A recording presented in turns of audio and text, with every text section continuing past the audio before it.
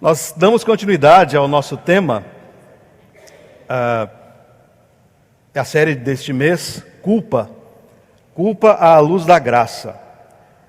E hoje falaremos sobre pecado, culpa e perdão, à luz desse texto que nós acabamos de ler.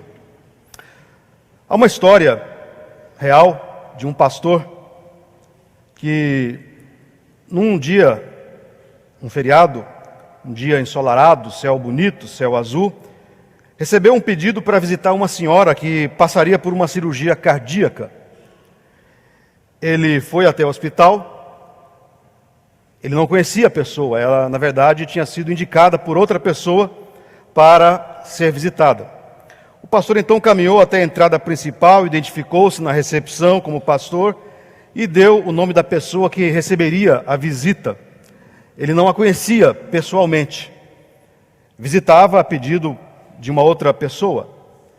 O pastor então bateu na porta, pediu licença para entrar no quarto e lá estava a mulher, sozinha. Uma senhora de quase 60 anos.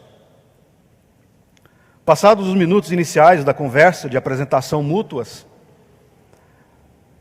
o pastor disse que estava ali para orar com ela e para também ler um trecho da Bíblia. Afinal de contas, ela passaria por uma cirurgia cardíaca e isso sempre causa algum temor em todos nós. Mas aquela mulher, um pouco ansiosa, disse ao pastor: mas antes, ou depois, gostaria de fazer uma pergunta para o senhor. E o pastor então diz: olha, pode fazer a pergunta, depois nós oramos. E a mulher fez a seguinte pergunta ao pastor: o senhor acredita em maldição? Por que você me pergunta isso? Disse o pastor, querendo saber o contexto exato da pergunta e qual a razão daquela pergunta. E então aquela senhora contou a sua história e o porquê da pergunta. Seu pai era um alto funcionário público e oficial da igreja. Eles viviam no sul do Brasil. Ele era um pai bastante exigente com os filhos quanto ao comportamento deles. Certa ocasião, esta senhora brigou com ele porque queria ir a uma festa. Isso, claro, quando ela tinha 20 anos, 18, 20 e poucos anos. Certa ocasião, então, ela brigou com ele porque queria ir a uma festa. E eles brigaram muito seriamente, porque o pai não queria deixá-la ir a tal festa. Por fim, ela levantou-se, pegou a sua bolsa e disse para o pai que estava indo para a festa. O pai disse para ela o seguinte: prefiro vê-la morta a vê-la no mundo, distante do evangelho, distante da igreja. Mas ela foi assim mesmo, para a festa. De madrugada, ela recebeu um telefonema do outro lado da linha, ouviu a voz da mãe: venha para casa, seu pai morreu. Disse a mãe com a voz embargada: sim, ele infartou naquela noite, depois da discussão. Conta-nos esse pastor que durante 40 anos aquela mulher lutou com a culpa pela morte de seu pai. Durante 40 anos ela carregou o fardo do que julgava uma maldição sobre a sua vida. Naquele dia em que o pastor a visitara, ela estava preparando-se para uma cirurgia do coração, que na melhor das hipóteses a manteria viva, mas não aliviaria em nada a culpa que ela carregava em seu coração. Culpa não é um tema ultrapassado. A culpa não é das estrelas. A culpa é sempre nossa, minha e sua. A culpa tem endereço, a culpa tem RG e CPF, que é sempre o nosso. A culpa teima em nos acompanhar ao longo das épocas e da nossa vida. Valendo-me do famoso soneto de Camões, pode-se dizer: a culpa é fogo que arde sem se ver, é ferida que dói e se sente, é um descontentamento em meio ao contentamento, é dor que desatina a doer. Porém, é preciso fazer algumas observações a respeito da culpa. Para não causar mais confusão sobre o tema, é preciso fazer algumas distinções. Primeiro, entre culpa e sentimento de culpa.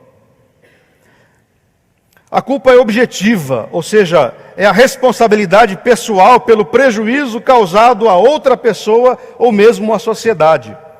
Na dimensão da relação com Deus, a culpa é proveniente da quebra do relacionamento, da comunhão com Deus, por meio da desobediência a algum aspecto da vontade de Deus para a nossa própria vida. Já o sentimento de culpa é algo subjetivo. Você deve saber disso. Nós sabemos disso. Espero que você não seja uma dessas pessoas, mas muitas que se sentem culpadas por quase tudo. Há pessoas assim, que se sentem culpadas por quase tudo. A segunda distinção que é preciso fazer é entre sentimentos de culpa sem culpa real e culpa sem sentimento de culpa. Você deve ter ficado meio confuso, mas vamos lá. Sentimentos de culpa sem culpa.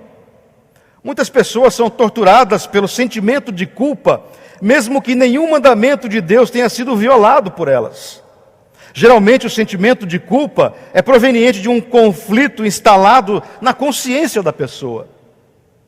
O conflito, por sua vez, é proveniente de alguma dúvida sobre normas de família, normas da igreja ou mesmo normas da sociedade. Quando entramos em conflito com algumas destas normas, seja da família, da religião ou da sociedade, imediatamente o sentimento de culpa emerge em nossa consciência. E para lidar com os sentimentos de culpa, é preciso utilizar-se sempre de 3 perguntas, formuladas pelo Dr. Paul Tournier em seu livro Culpa e Graça. Vejamos, pois, estas perguntas, para que nos balizemos a respeito da culpa. A fonte dessa culpa vem da relação com pessoas ou da relação com Deus? Falsa culpa é aquilo que resulta dos julgamentos humanos. A culpa genuína é resultado da quebra de comunhão com Deus pela violação da vontade dele. É algo vago ou específico que me faz sentir culpado. Não confunda o desânimo e a depressão com culpa. São coisas completamente distintas. Quando Deus nos fala a respeito do nosso pecado, Ele é específico. Seja por meio de um sermão, seja por meio de uma exortação de alguém, da conversa com alguém, ou mesmo de uma leitura, Deus toca no ponto exato que precisa ser por nós confessado. Porque todos somos pecadores, todos temos pecados, todos erramos. Deus não tem por finalidade culpar-nos por coisas que não são claras para nós. Não teria sentido algum. Não há sentido algum ser acusado de uma coisa que não se tem consciência, que não se sabe ao certo o que é, e Deus não faz isso. Trata-se, a terceira pergunta, trata-se de regras ou de relacionamentos? Quando se trata de falsa culpa, a preocupação é: eu quebrei uma regra da minha religião, o que os outros farão se souberem do que eu fiz? Quando se trata de culpa verdadeira, a questão é: eu feri alguém, feri minha esposa, feri meu filho, feri meu irmão, feri meu colega de trabalho. Para a falsa culpa, as regras são mais importantes que as pessoas. A religião é mais importante que os relacionamentos verdadeiros, para o sentimento de culpa. Mas para a culpa real, não. É diferente. Visto isso, podemos seguir adiante e olhar para o outro lado da questão. E qual é este outro lado? A culpa sem sentimentos de culpa. Se existem aquelas pessoas que se sentem culpadas por tudo, mesmo que não tenham responsabilidade objetiva quanto aos fatos, quanto àquilo que aconteceu, também é verdadeiro que existem pessoas que, mesmo sendo objetivamente responsáveis pelos fatos, não demonstram nenhum tipo de sentimento de culpa. Há pessoas assim. Veja que não estou aqui falando de psicopatas, não é isso. Mas pessoas normais, o que chamamos de normais, né? Na verdade, nem todos somos normais.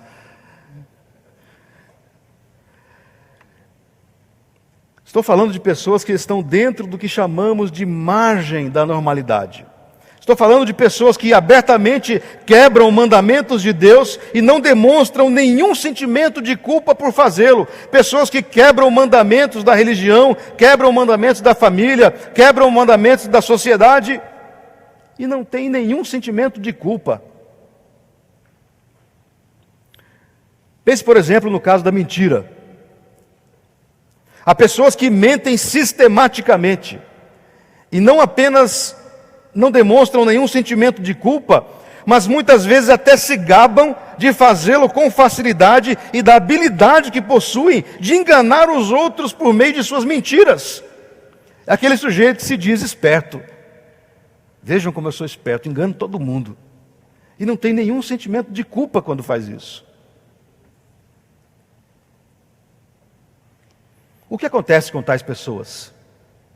Tais pessoas estão com a consciência cauterizada, isto é, morta, sem sensibilidade.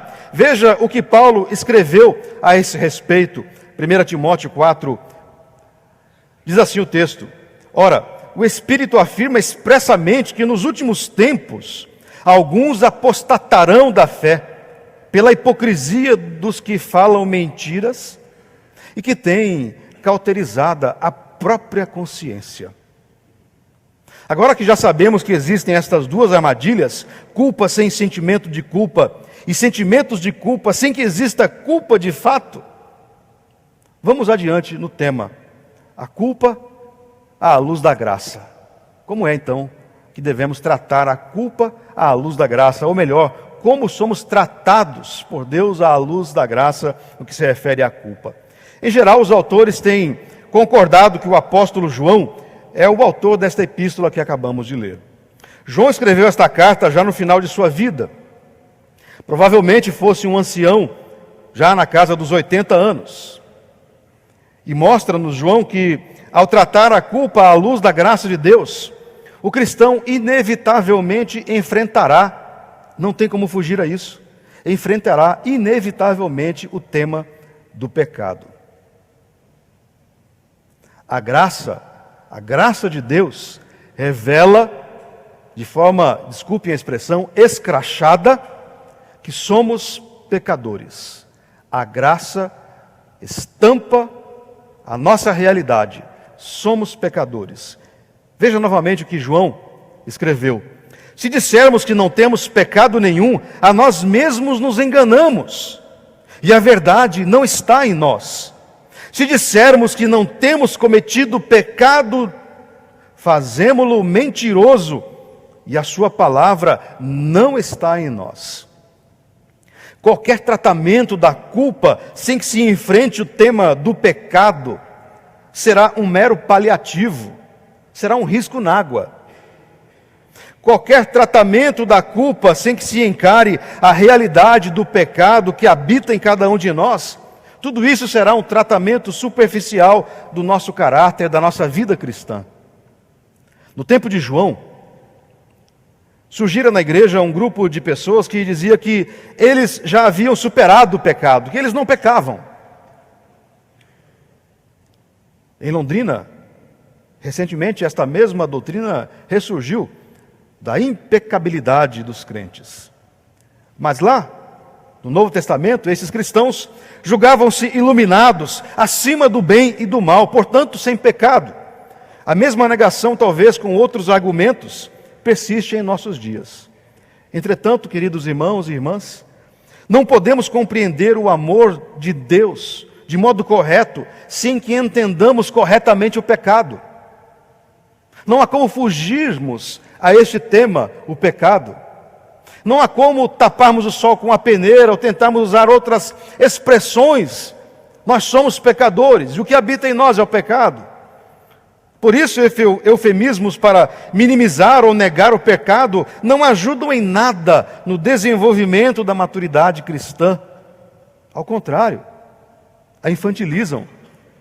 Falamos com frequência em erro, imprudência, descuido, falha, vacilo, evitando esta palavra chamada pecado, o que não é correto, o que não nos ajuda em nada. Falamos deste modo para evitar, com certeza, esta incômoda palavra pecado. João, entretanto, insiste: se quisermos levar a sério o amor de Deus e o amor ao próximo, precisamos começar reconhecendo, primeiramente, que somos pecadores. Não fuja disso. Não fuja desta realidade. Você é pecador. Você é pecadora. Eu sou pecador. Nós somos pecadores.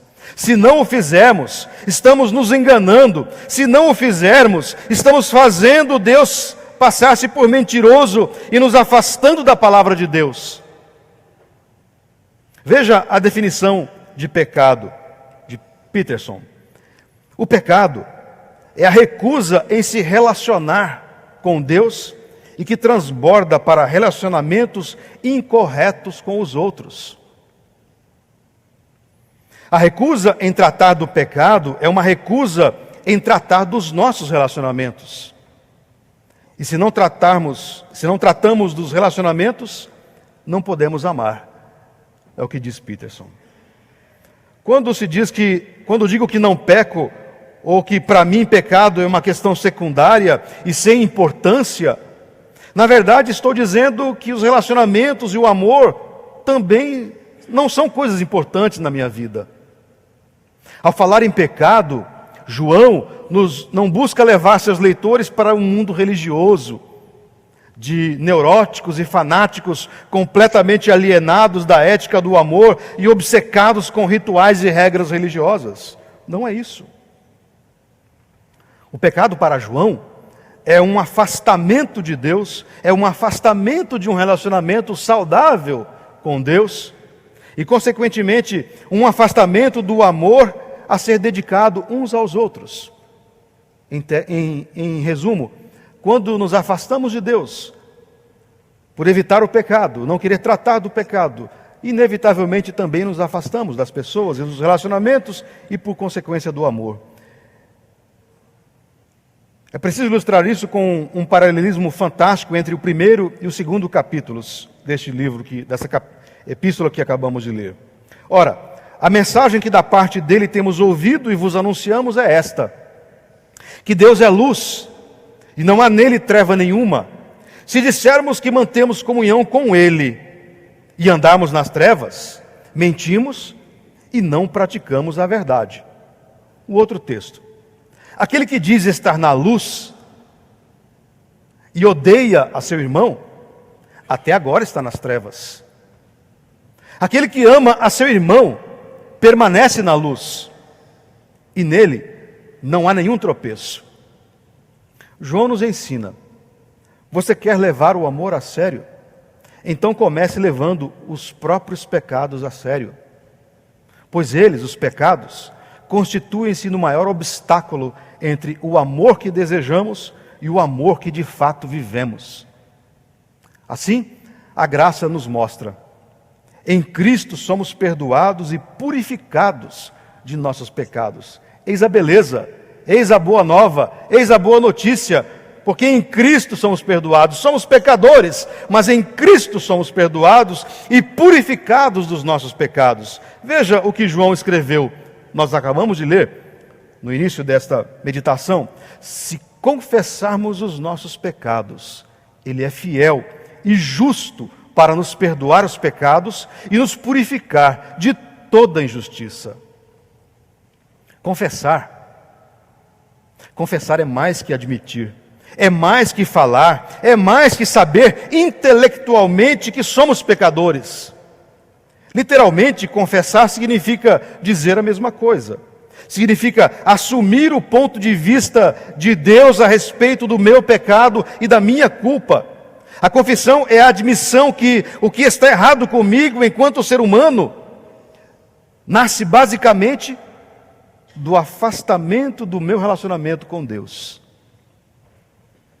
É a quebra do relacionamento com Deus que está na origem de todos os pecados. Na verdade, os pecados são uma consequência do afastamento de Deus, óbvio. Diante de nossos pecados e da culpa que acompanha os pecados, nós temos as seguintes opções. Podemos acusar os outros. Sim, eu errei, mas a culpa é da sociedade, a culpa é dos meus pais, a culpa é de todo mundo, dos falsos amigos que me induziram ao erro. Além de acusar os outros, podemos lidar com a culpa por meio da vergonha. E quando isso acontece, a pessoa é dominada por um sentimento de indignidade e de isolamento. Milhares de pessoas lidam com a culpa desse modo, se afastando e tendo uma enorme vergonha, e por conta da vergonha se isolando. Mas também podemos lidar com a culpa pela compensação. É a cena clássica de filmes de Hollywood. É o mafioso doando dinheiro para as obras da igreja para compensar os crimes que cometera.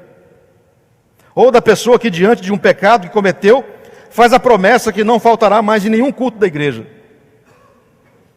Preciso compensar isso de alguma maneira.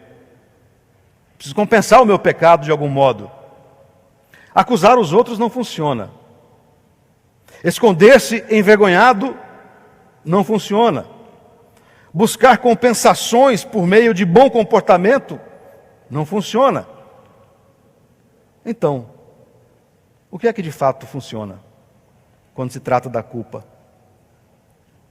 Em primeiro lugar, reconhecer que pecamos contra Deus. Viramos as costas para Ele, ofendemos aquele que nos ama mais do que nós mesmos nos amamos ou qualquer outra pessoa nos ama nesse mundo. Quando reconhecemos isto, podemos dar o segundo passo. Quando reconhecemos que pecamos contra Deus, aquele que nos ama mais que a tudo e a todos, podemos dar o segundo passo, que é confessar os nossos pecados a Ele e receber o perdão e a purificação por meio do sangue de Jesus Cristo. É o que nos diz o texto. Se confessarmos os nossos pecados, Ele é fiel e justo para nos perdoar os pecados e nos purificar de toda injustiça. O sangue de Jesus, seu Filho, nos purifica de todo pecado. Preste atenção naquilo que está em negrito, sublinhado. Toda injustiça e todo pecado. Este é o alcance do perdão e da purificação que nos são prometidas. Tudo. Desde que confessemos, desde que reconheçamos e confessemos o nosso pecado. Este é o alcance do perdão e da purificação que nos são prometidas. Você não será perdoado de alguns pecados ou de algumas injustiças que porventura tenha cometido, mas de todo pecado e de toda injustiça.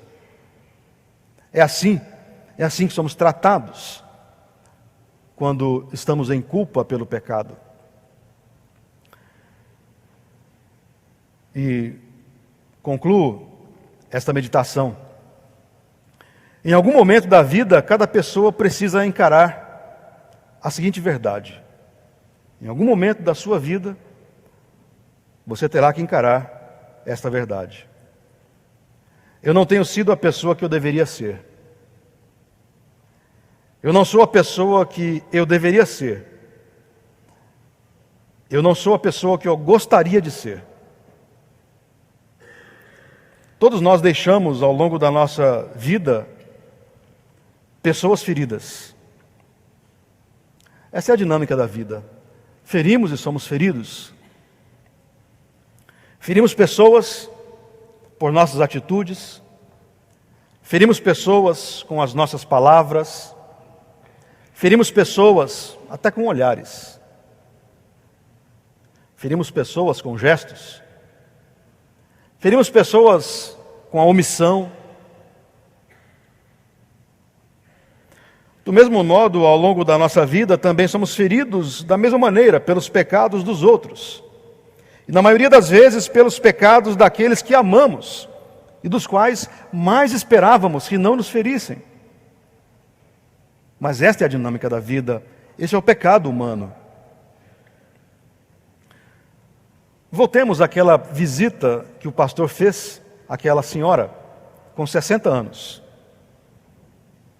Depois de aquela senhora falar sobre fatos ocorridos 40 anos antes, e depois de perceber o peso enorme que ela carregava no coração, aquele pastor fez a leitura de 1 João, para que ela então repetisse com ele esse texto que nós acabamos de ler.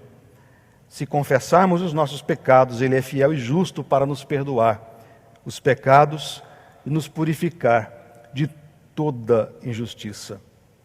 E aquele pastor então disse àquela senhora: os médicos que vão operar o seu coração não podem chegar tão fundo ao ponto de remover a culpa que você sente pela morte de seu pai. Mas o médico dos médicos, Jesus Cristo, esse pode. Esse pode tirar essa sua culpa. Esse pode, na verdade, arrancar toda a culpa que você tem no seu coração e de toda a mancha que você carrega na sua consciência. E aquele pastor, ao término da visita, disse: não tem outra coisa para dizer para você hoje, senão convidá-la a confessar diante de Deus. E também não há outra coisa nesta hora a não ser convidá-lo a depositar o seu coração nas mãos de Jesus e confiar nele para que faça a cirurgia da remoção da culpa que, caso você tenha. Se você carrega algum tipo de culpa, coloque-a diante de Deus. Se você sente-se culpado por alguma coisa, em primeiro lugar, lide com isso, confesse o seu pecado, reconheça que é pecador, entregue-se ao Senhor e peça para que o Senhor, o médico dos médicos, faça então a cirurgia da remoção da culpa, a fim de que o amor puro, autêntico, verdadeiro, o amor de Deus possa circular sem impedimentos pelo seu coração e possa irrigar cada parte da sua existência, fazendo assim com que a sua vida seja um grande pulsar de amor, um grande pulsar do amor de Deus na sua vida, e que esse amor na sua vida possa repassar-se para outras pessoas ao seu lado. Que Ele assim nos abençoe, que Ele assim nos inspire e nos motive a que reconheçamos que somos pecadores, carentes da sua graça, porque à luz dela nós somos perdoados, nós somos salvos.